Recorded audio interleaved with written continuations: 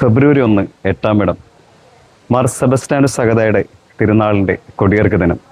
വൈകുന്നേരം 5:30 ആഘോഷമായ പരിശുദ്ധ കുർബാനയ്ക്ക് ശേഷം പ്രദക്ഷിണവും സമാപന ആശീർവാദവും തുടർന്ന് ലതിഞ്ഞു. അതിനെ തുടർന്ന് 7:30 പുണ്യാളൻ്റെ തിരുസ്വരൂപം പുനഃപ്രതിഷ്ഠിക്കുകയും ചെയ്യുന്നു. ഏകദേശം 2 ആഴ്ചയോളം നീണ്ടുനിന്ന തിരുനാൾ ദിനങ്ങൾ. ഓരോ ദിനവും 10,000-കണക്കിന് വിശ്വാസികളാണ് അതിരുമ്പുഴയിൽ പുണ്യാളൻ്റെ സന്നിധിയിൽ എത്തിച്ചേർന്നുകൊണ്ടിരുന്നത്.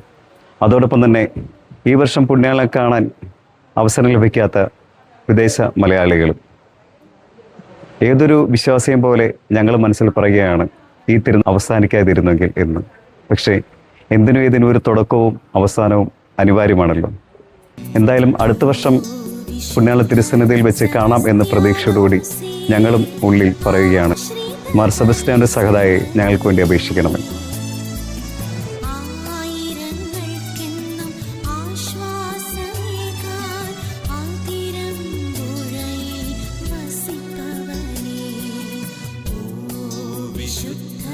Sebastiano